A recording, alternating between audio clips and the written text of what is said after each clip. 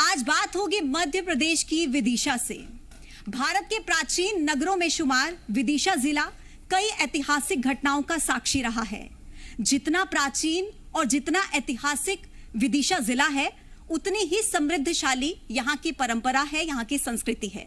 और विदिशा जिला के लोग आज भी यहाँ की संस्कृति को अपने भीतर संजोए हुए हैं। महाशिवरात्रि हो या नवरात्रि, तानसेन महोत्सव हो या भगोरिया महोत्सव, विदिशा जिला की संस्कृति पूरी दुनिया भर में अपनी खुशबू बिखेरती है। आज बात विदिशा जिला की उसी धरती से होगी, विदिशा के विकास को लेकर, विकास में आ रही चुनौतियों को लेकर और संभावनाओं को लेकर। आज हमारे साथ कुछ ऐसे खास लोग इस कार्यक्रम में जुड़ेंगे जिन्होंने विदिशा के विकास में बहुत महत्वपूर्ण योगदान दिया है। आज हम उनसे जानेंगे कि कैसे विदिशा जिला विकास के नए आयामों को स्थापित कर सकता है। तो चलिए शुरू करते हैं मध्य प्रदेश की बात विदिशा से। सबसे पहले मैं मंच पर आमंत्रित करने चाहूंगी हमारे पहले पैनल को, और पहले सदस्य हैं मिस्टर योगेंद्र राणा, चेयरमैन हैं स्प्रिंगफील्ड वर्ल्ड स्कूल के। सर आप प्लीज मंच पर आए। मिस्टर योगेंद्र राणा जी, जोरदार तालियों के साथ हम स्वागत करेंगे योगेंद्र राणा जी का। और किस तरीके से विदिशा जिला के विकास के लिए शिक्षा के क्षेत्र में इनका महत्वपूर्ण योगदान रहा है, वो हम आपको दिखाते हैं एक एवी के माध्यम से। देखिए, बच्चों के बेहतर भविष्य के लिए आज सबसे जरूरी है गुणवत्तापूर्ण शिक्षा, जिसे विदिशा में मूर्त रूप देने का काम कर रहे हैं योगेंद्र राणा। अपनी सरकारी नौकरी छोड़कर नई शिक्षा नीति के अनुरूप बच्चों को शिक्षा प्रदान करने के लिए इन्होंने स्प्रिंगफील्ड वर्ल्ड स्कूल की स्थापना की। योगेंद्र राणा के अनुभव और बेटे करण राणा की नई सोच की मदद से आज यहाँ बच्चों को विश्व स्तरीय शिक्षा की सुविधा दी जाती है। New age classroom, world class sports facilities, ultra modern labs और कंप्यूटर फैसिलिटीज के साथ यहाँ पढ़ने वाले बच्चों का सर्वांगीण विकास होता है। इसके अलावा स्प्रिंगफील्ड वर्ल्ड स्कूल एकेडमिक और एक्स्ट्रा करिकुलर एक्टिविटीज के बीच सही संतुलन रखता है, जिससे बच्चों के भविष्य को सही दिशा मिल पाती है। शिक्षा के क्षेत्र में योगेंद्र राणा और करण राणा का योगदान बहुत सराहनीय है। तो एक बार जोरदार तालियां योगेंद्र राणा जी के लिए। और दूसरे पैनलिस्ट जो हमारे साथ मौजूद रहेंगे वो होंगे करण राणा जी, डायरेक्टर हैं स्प्रिंगफील्ड वर्ल्ड स्कूल के। सर आप प्लीज मंच पर आए, जोरदार तालियों के साथ इनका स्वागत करेंगे। और किस तरीके से शिक्षा के क्षेत्र में इन्होंने महत्वपूर्ण योगदान दिया है वो भी आपको दिखाते हैं ऑडियो विजुअल के माध्यम से। चलिए वो भी आपको दिखाएंगे, लेकिन मैं अब मंच पर बुलाना चाहूंगी आनंद जैन जी को। सर आप प्लीज मंच पर आए, मैनेजर हैं, मैनेजर सेल्स हैं जीएमपी के। सर प्लीज आप मंच पर आए, जोरदार तालियों के साथ हम स्वागत करेंगे। और हमारे जो आज के फर्स्ट पैनलिस्ट जो बैठे हैं हमारे बीच मौजूद हैं, उनका बुके देकर मैं चाहूंगी सर आप स्वागत करें। आनंद जैन जी मैनेजर सेल्स हैं जीएमपी के। जोरदार तालियां होनी चाहिए क्योंकि आज बात विदिशा के विकास को लेकर हो रही है। और इसी विकास को लेकर आज हम बात करने जा रहे हैं कि कैसे अलग अलग क्षेत्रों में विदिशा जिला विकास कर सकता है और कैसे वो लोग जो विदिशा के विकास को लेकर लगातार कोशिशें कर रहे हैं, उनके आगे आने वाले दिनों में भविष्य को लेकर क्या रोड मैप है। मैं अपने सहयोगी आसिफ को मंच पर बुलाना चाहूंगी। आसिफ आप प्लीज मंच पर आए और पहले पैनल की शुरुआत करें। एक बार जोरदार तालियां पहले पैनल के लिए। Over to you Asif. Pooja बहुत धन्यवाद, बहुत स्वागत है आपका विदिशा में। और आज हम मध्य प्रदेश की बात करने वाले हैं विदिशा से।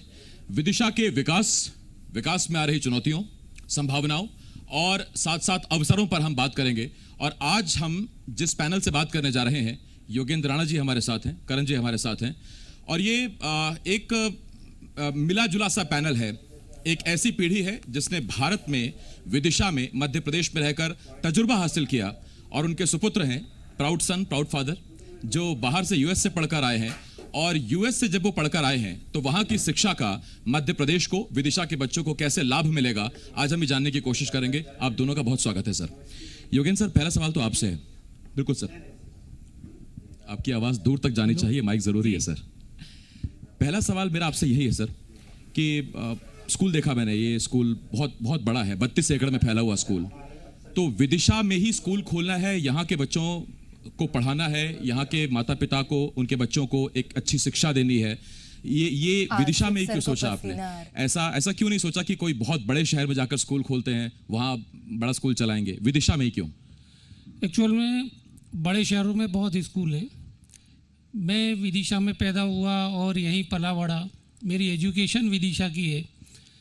मेरे फादर का पुलिस में थे, उनका हर साल ट्रांसफ़र होता था। मेरे हर जगह हर साल स्कूल बदल जाता था।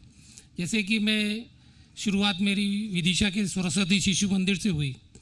फिर मैं पहली क्लास में गया उनारसी ताल, दूसरी सतपाड़ा, तीसरी ग्यारसपुर, चौथी बेगमगंज, पाँचवीं भोपाल, छठवीं हरदा, सातवीं लटेरी, आठवीं विदिशा, नवीं विदिशा, 10वीं और 11वीं गंजवासुदा। तो मैं इस तरह से अलग अलग स्कूलों में पढ़ा और मैंने अलग अलग जगह के स्कूल देखे और एजुकेशन देखी। ये अलग बात है कि मुझे इस तरह से प्रेरणा मिली कि मैंने पीएससी की तैयारी की। उसके लिए 21 एज चाहिए थी, तो मेरी जैसी 21 एज हुई मैंने अप्लाई किया और तैयारी की और मेरा फर्स्ट अटेम्प्ट में सिलेक्शन भी हो गया। लेकिन मुझे हमेशा ये कमी महसूस होती थी कि मेरे ज़िले में, मेरे शहर में एजुकेशन की स्थिति बहुत अच्छी नहीं है। तो मेरा सपना रहा कि मैं एक दिन यहाँ लौटूंगा और अपने इस शहर के लिए कुछ करूँगा एजुकेशन में। और ये बहुत लंबे समय से मेरे विचार चलते रहे। 97 में मैं पहली बार पंजाब नेशनल बैंक गया था लोन की बात करने स्कूल के लिए। तो मैंने उन मैनेजर साहब से बात की 25 लाख रुपए लोन के लिए। तो उन्होंने कहा कि नहीं, हम 3-4 लाख रुपए से ज़्यादा लोन नहीं दे सकते। तो मैं अगले 12-15 साल के लिए मैंने प्रोग्राम ही डंप कर दिया। फिर 15 साल बाद वापस प्लान शुरू किया। तो विदिशा से मेरी यादें जुड़ी हुई है। मैं चाहता हूँ कि जैसे मेरे बच्चे पढ़े हैं, वो मैनेजर साहब को बुला के अब स्कूल दिखाया आपने? तो जिस तरह से मेरे बच्चे पढ़कर आगे बढ़े, वैसे सबके बच्चे आगे बढ़े, विदिशा से बच्चे आगे बढ़े, पूरी दुनिया में नाम रोशन करें विदिशा का। क्या बात है। करण जी, पिताजी ने तो बताया कि उनका क्या रीज़न था कि विदिशा में ही स्कूल खोलना चाहिए, लेकिन आपने तो यूएस से पढ़ाई की है और अक्सर जब हिंदुस्तान में शिक्षा के स्तर को लेकर बात होती है तो लोग कहीं ना कहीं जब अब्रोड से इसकी तुलना करते हैं तो कंफ्यूज रहते हैं, इसको काफ़ी निचले स्तर पर देखते हैं, ऐसा देखा जाता है आमतौर पर। आपको क्या लगता है, आपने बाहर से पढ़ाई की, कितना स्तर अभी सुधारने की ज़रूरत है और आपका ये स्कूल किस तरीके से उस दिशा में काम कर रहा है? देखिए, यूएस और यहाँ के एजुकेशन में बहुत ज़्यादा डिफरेंस है। जब मैं 12th के बाद ही यूएस चला गया था और वहाँ की जो एजुकेशन है वो काफ़ी हैंड्स ऑन और काफ़ी प्रैक्टिकल नॉलेज पे बहुत ज़्यादा एम्फेसिस रहता है वहाँ पे फॉर एग्जांपल स्कूलिंग के टाइम सिर्फ मार्क्स से ही डिटरमाइन नहीं करते, सिर्फ परसेंटेज से डिटरमाइन नहीं करते कि बच्चे का कैलिबर क्या है, बच्चे का क्वालिटी क्या है। दे डोंट फोकस, वो परसेंटेज पे फोकस नहीं करते, वो क्वालिटी पे फोकस करते हैं। वहाँ पे आपके पास फ्रीडम होती है कि आप क्या पढ़ना चाहते हैं। फॉर एग्जांपल, अगर आपने एक यूनिवर्सिटी ज्वाइन करी और आपने कंप्यूटर साइंस के लिए यूनिवर्सिटी ज्वाइन करी, पर अगर आपको वो जमा नहीं तो आप बाद में आपकी स्विच भी कर सकते हैं। आप फॉर एग्जांपल आप इंजीनियरिंग कर सकते हैं, पर अगर आप इंजीनियरिंग कर रहे हैं पर आपको साथ में इकोनॉमिक्स में भी इंटरेस्ट है तो आप साथ में इकोनॉमिक्स में भी डिग्री परस्यू कर सकते हैं। दूसरा, वहाँ पे एक कंप्लीट ओवरऑल पर्सनालिटी पे फोकस किया जाता है। फॉर एग्जांपल, वहाँ पे हर कोर्स के लिए एक कॉमन एग्ज़ाम होती है जिसका नाम है SAT। So common exam for medical college, business school, engineering, सबके लिए कॉमन एग्ज़ाम होती है। तो जब वो बच्चा कॉमन एग्ज़ाम देता है, उसका रिज़ल्ट आता है, उसके बाद वो हर कॉलेज में अप्लाई करता है और जो अपना एप्लीकेशन प्रोसेस का पार्ट होता है उसमें बच्चे को ऐसे लिखना रहता है और फिर साथ में एक रेज्यूमे टाइप बनाते हैं और उसमें वो मेंशन करते हैं कि कैसे वो स्पोर्ट्स में उन्होंने क्या करा। साथ में परसेंटेज के साथ साथ को करिकुलर एक्टिविटीज़ में बहुत फोकस किया जाता है। तो इस तरीके से फॉर एग्जांपल, अगर एक स्टूडेंट है जिसके 95% आए और उसने किसी कॉलेज में एडमिशन के लिए अप्लाई करा, पर एक स्टूडेंट है जो 90% आए पर साथ में नेशनल लेवल टेनिस प्लेयर भी है, तो वो उस बच्चे को एडमिशन के लिए प्रेफरेंस देते हैं। तो इस तरीके से ओवरऑल पर्सनालिटी जैसे स्पोर्ट्स, को करिकुलर्स पे काफ़ी फोकस किया जाता है वहाँ पे। ठीक, मतलब ऐसा तो नहीं होता कि वहाँ पेरेंट्स आपस में ऐसे बात करते हो कि देख नेल्सन मंडेला जी का लड़का इतने नंबर लेके आया, आप मतलब ऐसे कंपैरिजन तो नहीं करते? ये चीज़ ठीक होनी चाहिए हमारे यहाँ कि वो बच्चे को कंपैरिजन नहीं करना चाहिए। एक मैंने कहीं देखा था, हर बच्चा फूल है और हर फूल की अपनी खासियत होती है और कोई फूल किसी से ख़राब नहीं होता। हर फूल अपनी सुगंध, अपना एक अलग एक अंदाज लिए आता है। योगेंद्र सर, आपसे एक सवाल मेरा है, बेटा यूएस भेजना पड़ा पढ़ाई के लिए, मन में ये था कि ऐसा स्कूल खड़ा करूंगा कि फिर किसी पिता को बेटे को बाहर भेजने की आवश्यकता ना पड़े, उसको वो स्टेटस, वो सिंबल, वो क्वालिटी वो यहाँ मिले। डेफिनेटली मेरा शुरू से सोचना रहा है कि हमारे यहाँ से हजारों बच्चे, लगभग 40,000 बच्चे यूएस जाते हैं, 20,000 बच्चे यूक्रेन जा रहे हैं, तो चाइना जा रहे हैं पढ़ने के लिए। उस सब की हमारे यहाँ खुद एजुकेशन सिस्टम इस तरह से खड़ा करना चाहिए कि बाहर से बच्चे यहाँ पढ़ने आए, ना कि हमारे बच्चे बाहर पढ़ने जाएं। आप सोचिए करोड़ों रुपए की हमारी विदेशी मुद्रा की बचत होगी अगर हमारे बाहर बच्चे यहीं उनको उस तरह से एजुकेशन मिले। बाहर से बच्चे पढ़ने आए। एक समय था हमारे देश में जब नालंदा विश्वविद्यालय में बाहर से बच्चे आते थे पढ़ने के लिए, यहाँ शिक्षा लेने के लिए, लेकिन हमारे यहाँ हमको एजुकेशन सिस्टम में बहुत बड़ा काम करने की ज़रूरत है। ये सिस्टम अभी प्रॉपर है नहीं, इसको करना पड़ेगा। हमारे यहाँ से बच्चों को बाहर जाने की ज़रूरत ही ना पड़े, इतनी अच्छी एजुकेशन मिले, प्रैक्टिकल एजुकेशन मिले, जॉब ओरिएंटेड एजुकेशन हो, उनकी कंप्लीट पर्सनालिटी पे काम हो। मैंने देखा है जब बच्चे यहाँ से 12th करके बाहर जाते हैं तो 4-6 महीने तो ऐसी झेपे से घूमते हैं, दबे से। एक मार्कशीट लिए हुए थे 95% की। नो, परसेंटेज सब कुछ नहीं होता है। आपकी एक पर्सनालिटी होना चाहिए, आपको जानना चाहिए, आपको स्पोर्ट्स से जुड़ा होना चाहिए, म्यूज़िक से जुड़ा होना चाहिए, आपको अदर एक्टिविटीज, सोशल एक्टिविटीज़ में आपको इन्वॉल्व होना चाहिए। आपको एक इंग्लिश के अलावा फॉरेन लैंग्वेज भी सीखिए। आप एक ऐसी पर्सनालिटी बनिए कि दुनिया के किसी भी कोने में जाकर खड़े होते हैं तो वहाँ आप छा जाएं। आज हमारे यहाँ एक समय था, हमारी आवश्यकता थी कि हमको जॉब चाहिए, हम इसके लिए जॉब के लिए हम पढ़ रहे हैं कि हमको कोई नौकरी मिल जाए क्लर्क की या किसी तरीके की, बीए करके हम नौकरी ढूंढ लें। फिर थोड़ा समय आगे बढ़ा, हमारी ज़रूरतें बदली, हमने टेक्निकल एजुकेशन की तरफ ध्यान दिया और हमारे यहाँ से अब बड़ी बड़ी कंपनीज़ में CEO बनने लगे। लेकिन ये हमारी मंजिल नहीं है। अगर हमको वर्ल्ड लीडर बनना है तो ऐसी कंपनीज हमको खड़ा करने का मादा होना चाहिए हमारे अंदर। ये इसीलिए मैं कहने कहा कि राणा जी ने अपना बेटा यूएस भेजा। ऐसा भी हो कि किसी पीटर, किसी अलेक्जेंडर का लड़का भी यहाँ पढ़ने आए, और उस दिशा में काफ़ी हद तक स्प्रिंगफील्ड इसलिए भी आगे बढ़ गया है क्योंकि सिर्फ विदिशा तक अब बच्चे सीमित नहीं है, बल्कि बहुत दूर दूर से बच्चे यहाँ आकर पढ़ रहे हैं, बोर्डिंग में यहाँ रह रहे हैं। और करण जी ज़रा बताइए कि विदिशा के तो बच्चे जाहिर बात है यहाँ पढ़ना ही चाहेंगे, पढ़ रहे हैं। विदिशा के अलावा कहाँ कहाँ से बच्चे यहाँ पढ़ने आते हैं? विदिशा के अलावा ऑलमोस्ट मध्य प्रदेश की हर डिस्ट्रिक्ट से यहाँ पे स्टूडेंट्स हैं, और सिर्फ मध्य प्रदेश ही नहीं, यहाँ बाहर से भी स्टूडेंट्स हॉस्टल में हैं, और यूपी से यहाँ पे स्टूडेंट्स हैं, बॉम्बे से एक स्टूडेंट है, और बिहार से स्टूडेंट्स हैं, तो ऑल ओवर जयपुर से स्टूडेंट है, तो ऑल ओवर इंडिया से कोने कोने से स्टूडेंट्स आ रहे हैं यहाँ पे। करण जी, एक सवाल मेरा आपसे है, जैसा कि आपके पिताजी बता रहे हैं कि यहाँ का बच्चा बाहर पढ़ने जाता है, जबकि ऐसा कुछ सिस्टम होना चाहिए कि बाहर के बच्चे यहाँ पर पढ़ने आएँ। लेकिन जो आज की पीढ़ी है वो अगर एक बार फॉरेन चली जाती है पढ़ने के लिए तो हम देखते हैं कि वो वापस नहीं आते, फिर वहीं पर सेटल हो जाते हैं। लेकिन आप वापस आए और आप यहीं पर सर्व कर रहे हैं, इसके पीछे क्या रीज़न, और आपका जो ये एक्सपीरियंस है विदेश का, वो किस तरीके से स्कूल के स्टूडेंट्स के लिए काफ़ी हेल्पफुल साबित हो रहा है? मतलब विदिशा विदेश कैसे बनेगा वो जानना चाहिए मुझे। बिल्कुल बनेगा एक दिन।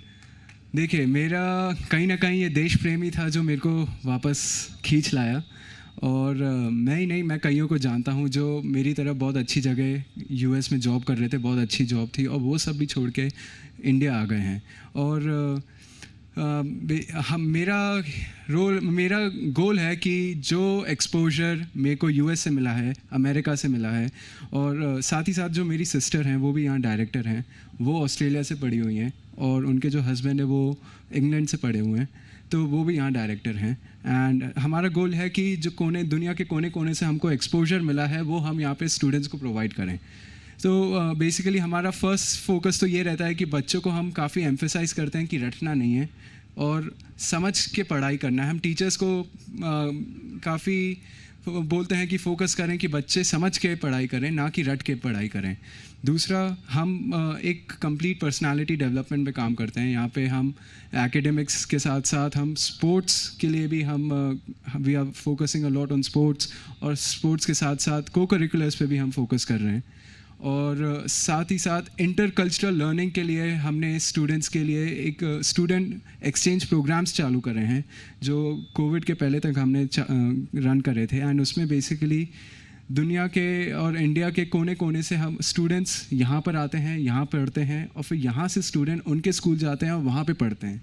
सो द गोल इज़ कि बाहर के कल्चर में रहना, बाहर का जहाँ खाना अलग होता है, जहाँ भाषा अलग होती है, वहाँ पे सरवाइव करना काफ़ी इम्पॉर्टेंट है। इसके लिए फॉर एग्जांपल बिफोर कोविड हमने एक एक्सचेंज करा था विद अ स्कूल इन मदुराई। तो वहाँ से 2 हफ्ते के लिए यहाँ पे स्टूडेंट्स आए थे नवंबर 2019, एंड ड्यूरिंग पोंगल स्टूडेंट्स हमारे यहाँ से गए थे to Madurai to experience a new culture. क्योंकि कल को पता चला अगर वो फैक्ट्री रन कर रहे हैं और उनको अपना माल चेन्नई में बेचना है, तो हर जगह तो घर की रोटी नहीं मिलेगी, हर जगह आपको आपकी हिंदी बोलने वाले लोग नहीं मिलेंगे। तो बाहर जाके कैसे सरवाइव करना है with the goal of that. ऐसे ही साथ में हमने इंटरनेशनल एक्सपोजर के लिए हमने विदिशा का पहला स्कूल था, हम यहाँ फ्रेंच क्लासेस भी रन करते हैं। सो हमारे यहाँ फ्रेंच क्लासेस भी होती है। सो द गोल इज़ कि कंप्लीट पर्सनालिटी डेवलप हो, एंड साथ ही साथ जो स्कूल का नाम है स्प्रिंगफील्ड वर्ल्ड स्कूल, तो वो world is the important part. World is the important part. और दूसरी बात ये कि आपने जैसे कहा कि वहाँ माल बेचना है या वहाँ से ख़रीदना है, इसके अलावा इस चीज़ में भी हेल्प हो सकती है कि when you are dealing with the people और लेबर फ्रॉम मदुराई, तो फिर आपको वो भी एक मालूम चल जाएगा, आप उनसे एक संबंध बना पाएंगे कि उनके यहाँ क्या होता है, आप उन्हें वो बता पाएंगे। मैंने एक चीज़ गौर की, जब करण जी बोल रहे थे तो योगेंद्र से बड़े ध्यान से सुन रहे थे। प्राउड फादर कि बेटा अब बड़ी बातें करता है, बड़ा हो गया, अच्छा लगता है, पापा को फील होता है।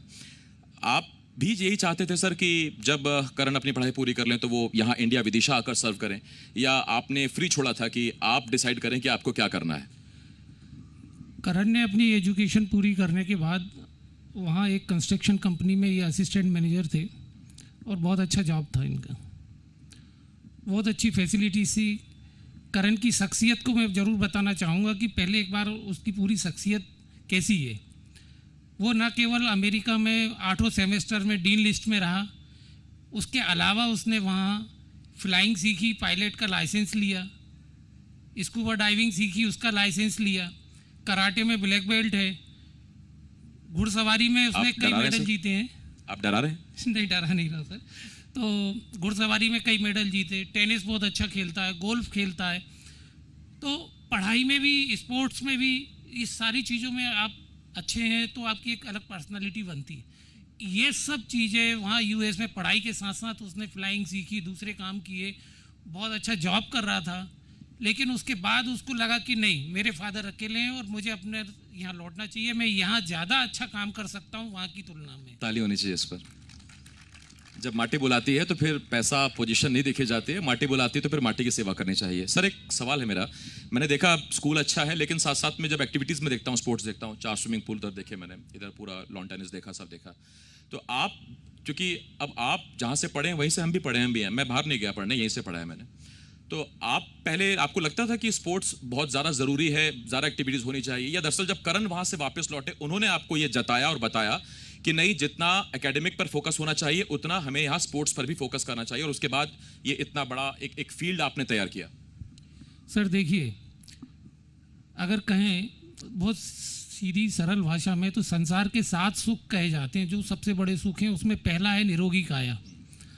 तो निरोगी काया आपको खेलने से ही होगी। स्पोर्ट्स आपको जीना सिखाता है। केवल स्पोर्ट्स ये नहीं कि आप वहाँ खेल रहे हैं, स्पोर्ट्स से आप एक्चुअल में लाइफ कैसे जी जाती है, जितना लाइफ में जितने उतार चढ़ाव आते हैं ना, उतने तो स्पोर्ट्स के एक मैच में आ जाते हैं।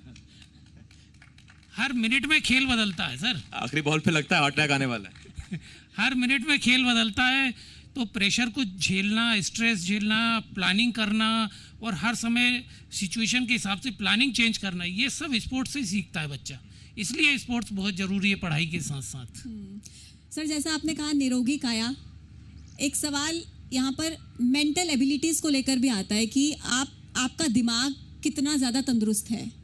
तो मेंटल पीस को लेकर जब हम बात करते हैं, साइकोलॉजी को लेकर बात करते हैं, तो क्या इस स्कूल में उसको लेकर भी कुछ एक्टिविटीज़ होती हैं ताकि बच्चे बचपन से ही उस चीज़ को लेकर तैयार रहें? देखिए, स्ट्रेस अगर दूर किया जा सकता है तो उसके लिए स्पोर्ट्स है। सपोज आप पूजा कर रहे हैं लेकिन आपको ध्यान आएगा, अरे वो उसका फ़ोन आना था नहीं आया, वहाँ से पेमेंट आना था नहीं आया, ये सब दिमाग में चीज़ें चलती, मुझे जाना है। लेकिन अगर आप सपोज टेबल टेनिस खेल रहे हैं तो आपको बॉल के अलावा कुछ दिखेगा नहीं, टेनिस खेल रहे हैं, कोई भी गेम खेल रहे हैं तो आपका पूरा ध्यान उसी पर रहेगा। इसी तरह से अगर आप म्यूज़िक में हैं तो म्यूज़िक में आप हैं तो आपको स्ट्रेस नहीं होगा। स्ट्रेस को हैंडल करने के लिए ही ये सब चीज़ें ज़रूरी है। और आज की दुनिया में सबसे बड़ी प्रॉब्लम है स्ट्रेस, और उसको हैंडल करने के लिए म्यूज़िक है, आर्ट एंड क्राफ्ट है, स्पोर्ट्स हैं, ये सब चीज़ों से ही आप स्ट्रेस हैंडल कर सकते हैं। मैं एक सीधे सवाल पूछता हूँ करण जी आपसे। पेरेंट्स फैसिलिटीज़ देख लेते हैं, ब्रोशर में दिख जाते हैं, सब दिख जाता है। एक बड़ी सीधी सी बात है, वो फीस स्ट्रक्चर जानना चाहते हैं, क्योंकि पॉकेट भी देखनी पड़ती है बच्चों की शिक्षा के साथ। मैं आपसे सीधा ये पूछता हूँ कि जहाँ से हम आते हैं वहाँ बहुत फीस है। भोपाल, ग्वालियर, जबलपुर, इंदौर, बड़े शहर जो हैं मध्य प्रदेश के, वहाँ भी बहुत फीस है। मैं आपसे एक जानना चाहता हूँ कि अगर कोई बच्चा यहाँ पर आकर पढ़ना चाहे और वो बाहर का बच्चा है, वो यहाँ आपके हॉस्टल में भी रुकता है, तो कितना खर्च उससे आता है? वो क्या फीस उसके पेरेंट्स उनके लिए आप रखते हैं? और एक मोटा मोटा स्ट्रक्चर आप बता सकते हैं क्या सर? सर, हॉस्टल के लिए फ्रॉम ग्रेड 3 जो फीस है वो इंक्लूडिंग एवरीथिंग, रहना, tuition fees, boarding fees, mess fee, everything, it's 1,25,000 per annum. And अगर आप इसको बाहर इंदौर, भोपाल से कंपेयर करें तो इतनी तो मैं करूँगा ही नहीं। राइट सर, मैं ये दावा करता हूँ इतनी फैसिलिटीज़ के मैंने साथ मान लिया सर, पूरे हिंदुस्तान में इतने कम पैसों में कोई एजुकेशन नहीं दे सकता। 10,000 रुपये पर महीना का हिसाब से ये ग्रेड 3 की फीस है। और इसमें ये स्कूल है, ये फैसिलिटीज़ हैं, ये हॉस्टल है, मील है, इंक्लूडिंग ये है। और सबसे बड़ी बात कि 3 देशों से पढ़े, वहाँ का तजुर्बा लाए एक्सपर्ट्स का एक पैनल है जो बच्चों को तैयार करता है। ये मुझे लगता है एक बार तालियां ज़रूर बजनी चाहिए इस बात पर, क्योंकि अमूमन ऐसा देखने को नहीं मिलता है। जब ऑप्शंस बहुत सारे होते हैं तब लोग ज़्यादा जल्दी कंफ्यूज हो जाते हैं, लेकिन जब पेरेंट्स को दिख रहा है कि अफोर्डेबल भी है और अच्छा सब कुछ मिल रहा है तो उनके लिए ऑप्शन एक ही रहता है। मुझे लगता है फिर स्प्रिंगफील्ड स्कूल वो हो जाता है। लेकिन सर, आप एक बार थोड़ा विस्तार से बताएं कि और कौन सी ऐसी को करिकुलर एक्टिविटीज़ होती हैं जो लाइक एनुअल फंक्शंस किस तरीके के होते हैं, स्पोर्ट फंक्शन, या एनुअली आप किस तरीके से उस चीज़ को मैनेज करते हैं, यहाँ पर रखते हैं जो बच्चे जिसमें इन्वॉल्व रहते हैं? यहाँ पर कल्चरल एक्टिविटीज़ भी होती हैं।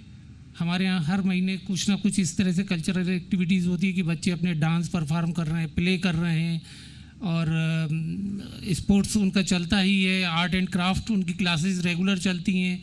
उनको एक्टिंग क्लासेस भी में ले जाया जाता है, वहाँ भी उनको एक्टिंग वगैरह ये सब चीज़ें सिखाई जाती हैं। तो यहाँ हम लोग जो है टोटल जो है किसी भी तरह से बच्चे को किसी भी कोने में, किसी भी जगह हम उसको कमज़ोर नहीं पड़ने देना चाहते। जो बच्चे का इंटरेस्ट है हम उसको पूरा सिखाने की तरफ फोकस करते हैं। इसलिए मैं कुछ ऐड भी करना चाहूँगा कि हम हर महीने कोशिश करते हैं कि at least once a month industry की अलग अलग इंडस्ट्री से अलग अलग, फॉर एग्जांपल कभी डॉक्टर, कभी सीए, कभी सीनियर आईएएस आईपीएस ऑफिसर, कभी पायलट, कभी someone from merchant navy, someone from army, हम डेली हम उनको एटलीस्ट वंस अ मंथ की नोट्स के लिए इनवाइट करते हैं। की नोट्स हो गए या लेक्चर्स हो गए, गेस्ट लेक्चर्स हो गए, और वो इंटरैक्टिव सेशन होता है जिसमें बच्चे पूछ भी सकते हैं कि उनसे इंटरैक्ट कर सकते हैं। तो फॉर एग्जांपल एक बार हमने सीनियर आईपीएस ऑफिसर को इनवाइट करा था, तो उनसे बाद में बच्चे पूछते हैं कि जैसे हमारा स्कूल का 9 से 3 बजे तक का टाइम रहता है, आपका क्या टाइम रहता है ड्यूटी का? तो उसमें उन्होंने कहा था कि क्राइम, जैसे जिस तरीके से क्राइम होने का कोई टाइम नहीं रहता, ऐसे हमारी ड्यूटी का भी कोई टाइम नहीं रहता।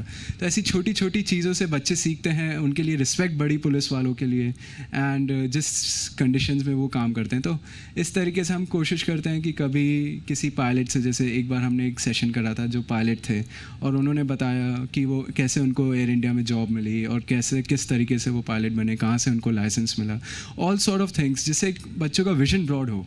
सो एक्सपोजर प्रोवाइड करना is very important today. At least 12th तक बच्चा एक माइंड में क्लियर कर ले कि उसको जाना कहाँ है और उसको हेल्प कैसे मिलेगी, वो जो आप फैकल्टी बुलाते हैं या जो गेस्ट बुलाते हैं वहाँ पर। एक सवाल है मेरा, करण जी, जब बच्चे पढ़ते हैं तो ऑब्वियसली कि वो बाकी अपने रिश्तेदारों से भी मिलते होंगे, सब मिलते होंगे, तो वो ऐसा क्या बताते हैं? मेरा सीधा सवाल यही कि आप ऐसा उनको क्या देते हैं जो दुनिया से अलग है या जो बाकी स्कूलों से अलग है, जिससे आप कह सकते हैं कि ये हमारे यूएसपी, हमारे की पॉइंट्स हैं जो हम स्कूल में देते हैं और बाकी जगह नहीं मिलता। देखिए, वर्ल्ड क्लास एक तो स्पोर्ट्स फैसिलिटीज़ हैं हमारे पास, एंड हर स्पोर्ट के लिए हमारे पास एमपी के बाहर से अच्छे अच्छे कोचेस भी हैं। पर उसके अलावा साथ में हम बच्चों को जैसे एग्रीकल्चर के बारे में भी बताते हैं। तो फॉर एग्जांपल उससे कहीं ना कहीं एक भावना आती है बच्चे के अंदर कि उसको खाना वेस्ट नहीं करना है, क्योंकि अगर उसे पता चलेगा कि किसान कितने मेहनत से गेहूँ उगाएगा तो वो वेस्ट नहीं करेगा। तो we focus a lot on बच्चों की spirituality as well as moral values. एक आखिरी सवाल योगेंद्र सर आपसे। सर, राजनीति के बारे में नहीं सोचा कुछ? सर, मेरा राजनीति से कोई वास्ता नहीं है, मैं राजनीति से तो दूर ही रहता हूँ। मैं तो बस उसको इसी दृष्टि से देखता हूँ जैसे एक वोटर देखता है। समाज सेवियों को राजनीति जल्दी उठा लेती है, तो नज़र आप पर होगी? सर, मेरा राजनीति में कोई इंटरेस्ट नहीं है। ठीक है सर, जो आप कर रहे हैं। हाँ सर, एक सेकंड सर, मैं ये जरूर बताना चाहूँगा कि हम स्प्रिंगफील्ड वर्ल्ड स्कूल में हमारे 2 चीज़ों पर हम फोकस रखकर काम कर रहे हैं। एक, हमारा एम है कि 2032 के ओलंपिक में हमारे स्कूल का बच्चा जाकर गोल्ड मेडल जीते। उसकी तैयारी हम 1 सितंबर 2018 से कर रहे हैं और उसके हमारे रिजल्ट भी दिख रहे हैं कि हमारे बच्चे आज स्टेट लेवल पे और नेशनल लेवल पे खेलने लगे हैं, जाकर जीतने लगे हैं।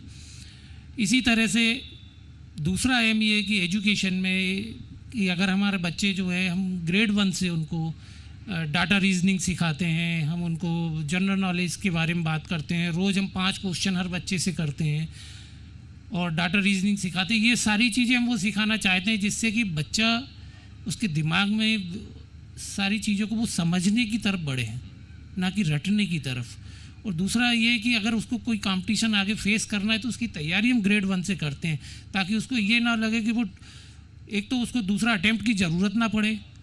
मेरे यहाँ का बच्चा फर्स्ट अटेम्प्ट में यूपीएससी में निकलना चाहिए या आईआईटी दे रहा है तो फर्स्ट अटेम्प्ट, सेकंड अटेम्प्ट की उसको ज़रूरत नहीं पड़ेगी। अगर पड़ती है तो हम फेल हैं फिर। I wish you all the best sir, कि आपका जो ये सपना है कि जहाँ भी वो टक्कर ले तो पहले अटेम्प्ट में फर्स्ट आए, वो फिर वो ओलंपिक हो या फिर वो इधर हो। बहुत धन्यवाद है योगेंद्र सर आपका, और करण जी आपका भी बहुत बहुत शुक्रिया हमारे साथ इस मंच पर आने के लिए। बहुत शुक्रिया सर। Thank you sir. बहुत शुक्रिया आप दोनों का। आसिफ, आप प्लीज मंच पर बने रहें और मैं चाहूंगी एक बार जोरदार तालियों के साथ हमारे पहले पैनलिस्ट का जोरदार तालियों के साथ धन्यवाद और स्वागत जरूर होना चाहिए, क्योंकि जिस तरीके से विस्तार से उन्होंने बताया है, निश्चित तौर पर कुछ ना कुछ मदद जरूर मिली होगी इससे कि कैसे आगे आने वाले समय में शिक्षा के क्षेत्र को आगे बढ़ाया जा सकता है।